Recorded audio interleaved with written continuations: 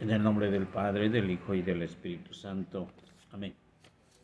Teología del cuerpo del Papa San Juan Pablo II, bloque 16. El ser humano está llamado a dominar su interior. Sección 44. Valores evangélicos y deberes del corazón. Audiencia general del 15 de septiembre de 1980 y 19 de septiembre de 1980. Número 1. En todos los capítulos precedentes de esta segunda parte hemos hecho un análisis detallado de las palabras del Sermón de la Montaña, en la que Cristo hace referencia al corazón humano. Y sus palabras son exigentes. Cristo dice: habéis oído que fue dicho, no adulterarás, pero yo te digo que todo aquel que mira con una mujer deseándola, ya adulteró con ella en su corazón. San Mateo capítulo 5, versos 27-28. Esta llamada al corazón pone en claro la dimensión de la interioridad humana, la dimensión del hombre interior propia de la ética y más aún de la teología del cuerpo. El deseo que surge en el ámbito de la concupiscencia de la carne es al mismo tiempo una realidad interior y teológica que en cierto modo experimenta todo hombre, y precisamente este hombre, aun cuando no conozca la palabra de Cristo, debe plantearse continuamente la pregunta acerca del propio corazón. Las palabras de Cristo hacen particularmente explícita esta pregunta: ¿se acusa al corazón o se llama al bien? Y ahora intentamos considerar esta pregunta, y al final de nuestras reflexiones y análisis, unidas en la frase tan concisa y a la vez más categórica del Evangelio, tan cargada de mantenimiento teológico, antropológico y ético. Se presenta una segunda pregunta: ¿cómo puede y debe actuar el hombre que acoge la palabra de Cristo en el Sermón de la Montaña? El hombre acepta electos del Evangelio en el campo número 2. Este hombre encuentra en las consideraciones hechas hasta ahora la respuesta, al menos indirecta, a las dos preguntas: ¿cómo puede actuar en esto es, en qué puede contar en su intimidad con la fuente de sus actos interiores y exteriores? Y además, ¿cómo debería actuar? Es decir, ¿de qué modo los valores conocidos son la escala revelada en el Sermón de la Montaña? Constituyen el deber de la voluntad y de su corazón, de los deseos y de las opciones. ¿De qué modo le obligan en acción al comportamiento, sin acogidas mediante el conocimiento? ¿Le comprometen ya en empezar y en alguna manera en el sentir? Estas preguntas son significativas en la praxis humana e indican en el vínculo orgánico de la praxis misma con el ethos, la moral viva. Es siempre ethos de la praxis humana la que hace actuar y cómo actuar. Número 3. Se puede responder de diferentes modos a tales preguntas, tanto en el pasado como en el hoy. Dan diversas respuestas, y es necesario tener en consideración el número infinito de respuestas del hombre, que en concreto da a estas preguntas por sí mismo un infinito de respuestas a estas preguntas que por sí mismo las que en la vida da a cada uno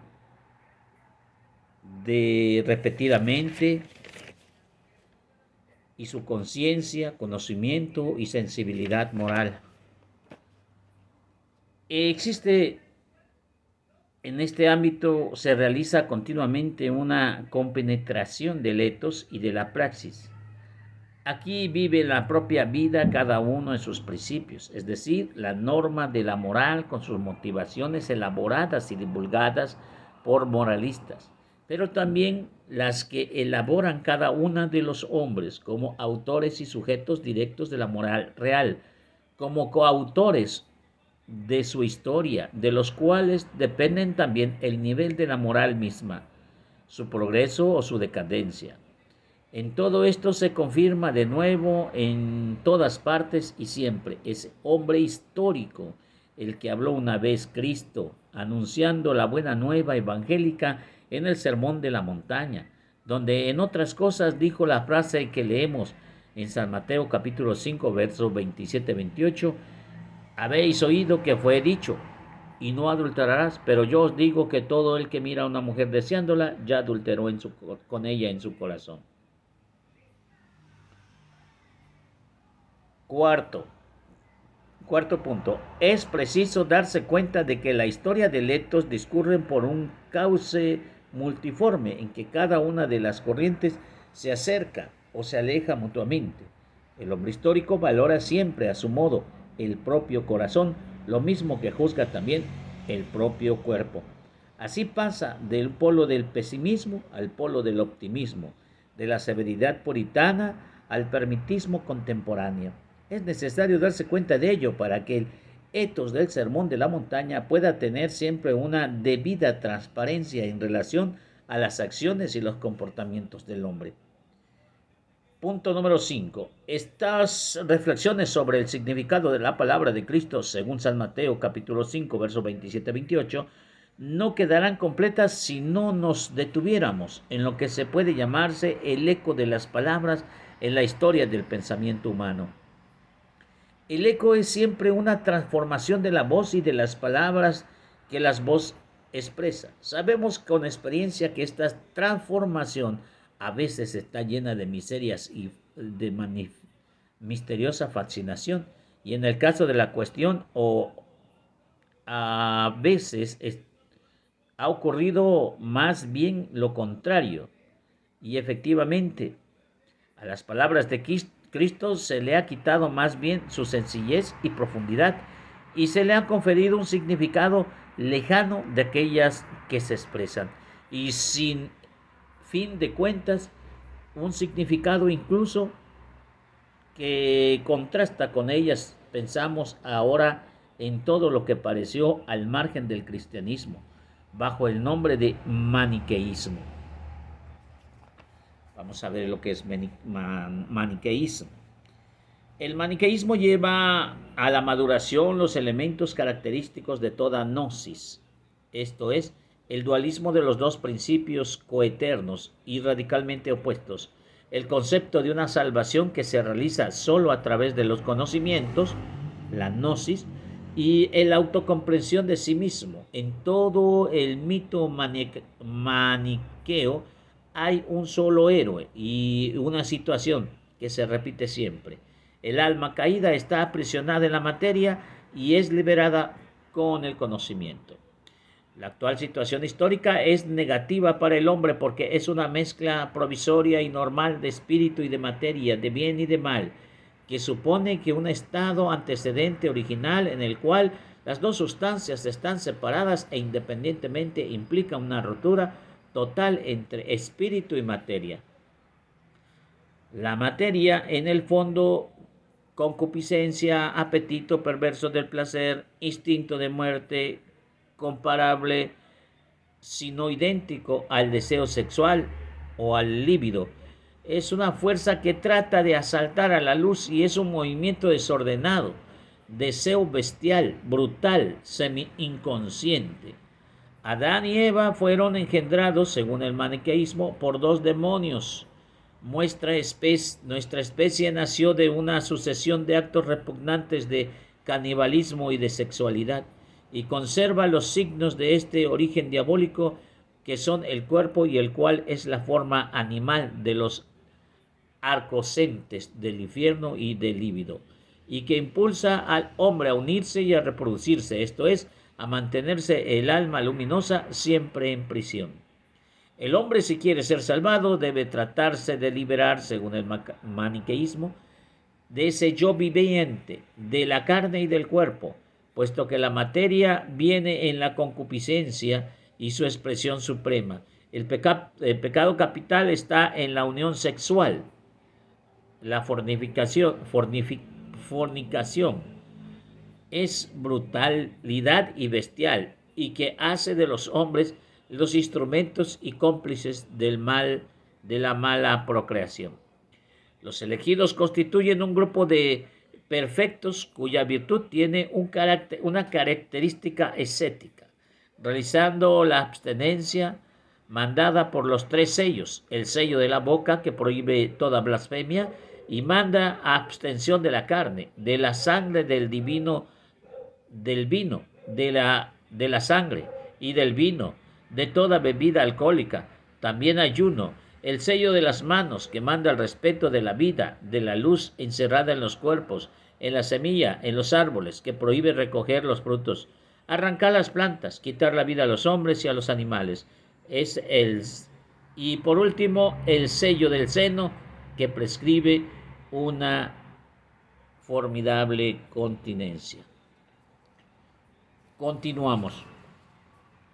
Y para que, intentando también entrar en el terreno del cristianismo por lo que respecta precisamente a la teología de electos del cuerpo, es sabido que en esa forma original el maniqueísmo, surgido en el Oriente fuera del ambiente bíblico y originado por el dualismo mazdeísta individual, individuaba la fuente del mal en la materia y en el cuerpo, y proclamaba, por lo tanto, la condena de todo lo que en el hombre es corpóreo. Y puesto que en el hombre la corporeidad se manifiesta sobre todo a través del sexo, entonces se entendía la condena del matrimonio y de la convivencia conyugal, además de las esferas del ser y del actuar en las que se expresa la corporeidad. Punto número 6. A un oído no habituado, la evidente severidad de este sistema podía parecerle un síntoma de severas palabras, Mateo capítulo 5, verso 29-30, en los cuales Cristo habla de sacar el ojo y de cortar la mano.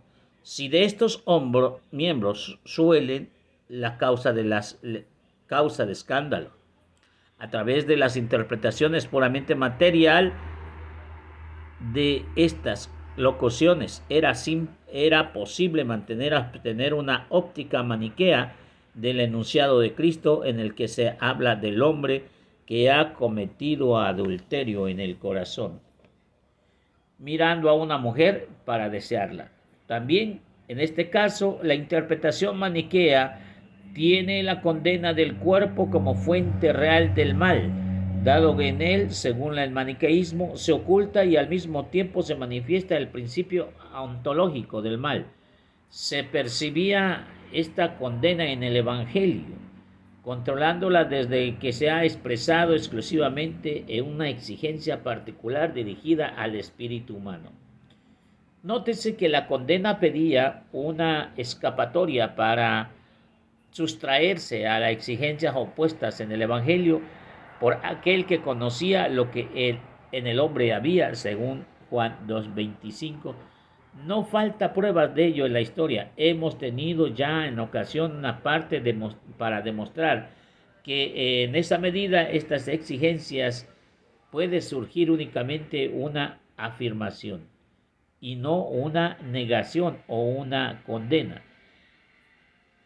Si se debe llevar a la afirmación más aún madura y profunda, objetiva y subjetivamente, y a esta afirmación de la feminidad y la masculinidad del ser humano con dimensión personal del cuerpo, del ser cuerpo, deben conducir las palabras de Cristo según San Mateo capítulo 5, verso 27-28, y en este justo significado ético de estas palabras. Trataremos de reanudar este tema en nuestras reflexiones sucesivas. Bueno, vamos a reflexionar un poquito sobre lo leído. Son 6 puntos en lo que el Papa trata de explicarnos cómo el ser humano tiene que, así la expresión, tiene que luchar o dominar su interior.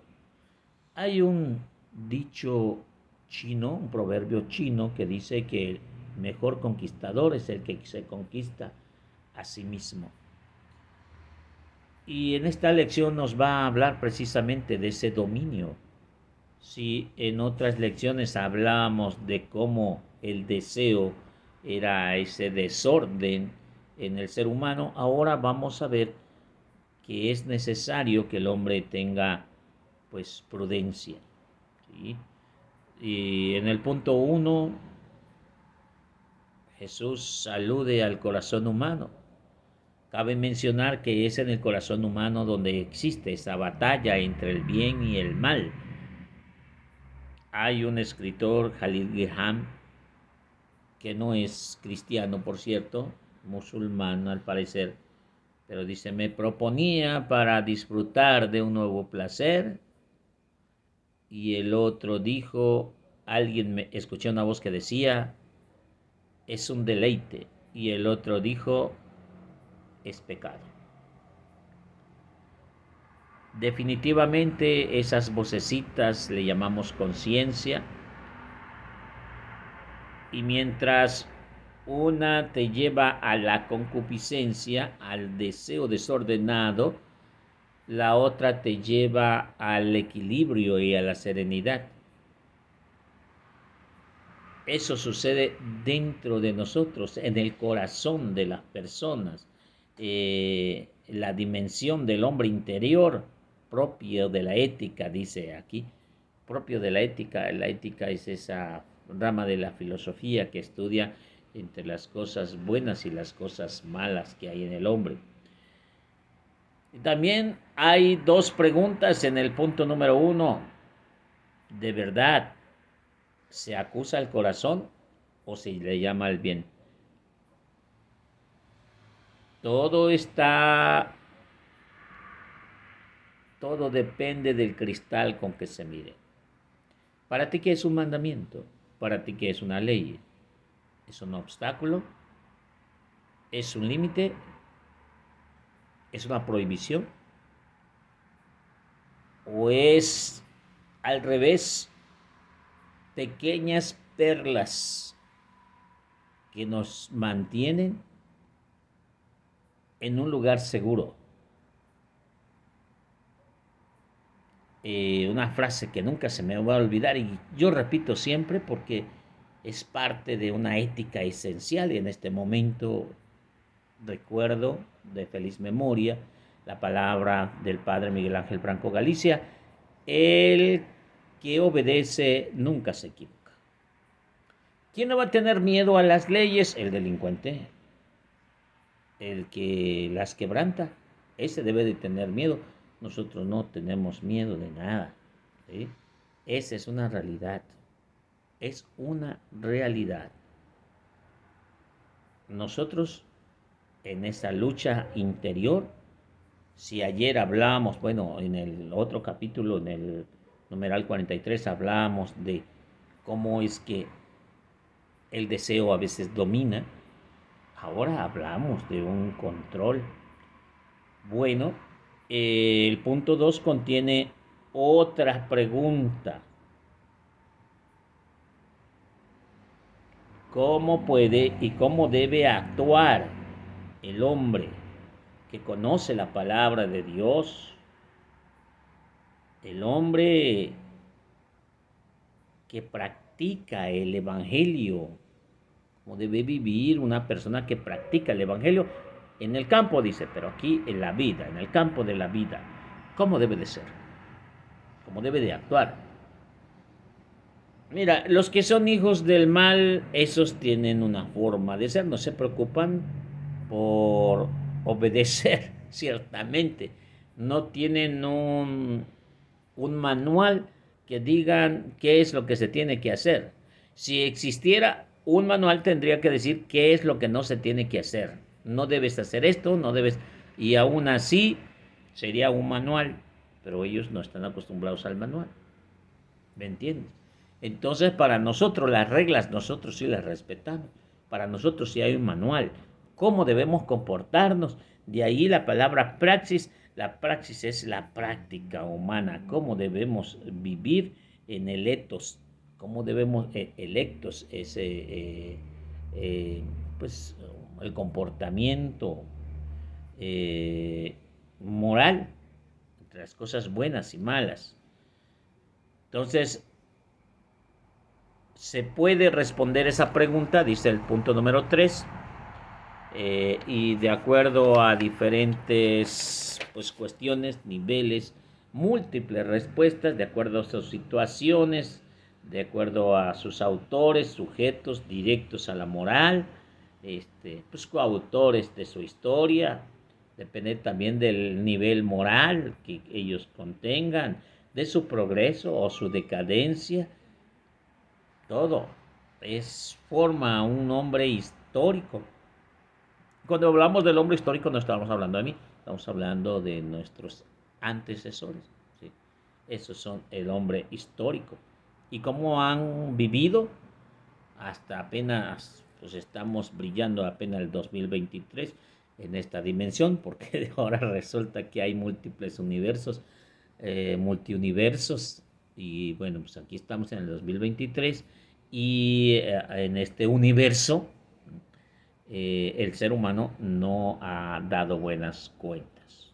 Se ha dejado dominar por el deseo y a pesar de que es creyente, peor aún, que cree en Cristo, que creemos en Cristo, nos hemos dejado dominar por las pasiones. Punto número 4. El hombre histórico valora siempre en su corazón, juzga también el ajeno como el propio, principalmente el ajeno. Y pasa del polo del pesimismo al optimismo. Y así anda. De la severidad puritana al permisivo contemporáneo. O sea, severidad puritana, ay Jesús bendito, ay Jesús, ay Padre mío. Pero al ratito, al severalismo contemporáneo. No lo pude haber dicho, yo lo digo con otras palabras, pero se trata de aquellas personas que te dicen, ay hermanito, Dios te bendiga, te fortalezca en tu corazón, aleluya, alabado sea Dios. Pero a la vuelta que te dé la esquina dice, che, mantenido, muerto de hambre, ahora me viene a pedir apoyo. De esas cosas, de eso estamos hablando, de ese dualismo. Dualismo no se oye muy raro. De esa forma, de ese doblez más bien, doblez espiritual. Dice el punto 5, no nos detuviéramos en llamar el eco de esas palabras en, en el pensamiento humano. Dice, sabemos que es una experiencia que esta transformación que a veces llena de misterios de misteriosa fascinación. Porque dice, ha ocurrido más bien lo contrario. Efectivamente, la palabra de Cristo se les ha quitado más bien la sencillez y la profundidad y se le ha conferido un significado lejano. Cuando decimos a pecado, entonces pecar con el pensamiento de semana está mal educado. Tú puedes ser como quieras, mientras no lo hagas. Y si lo hicieras, no pasa nada. Si no me acuerdo, no pasó. Esa es la mentalidad actual. También nos habla de el famosísimo maniqueísmo.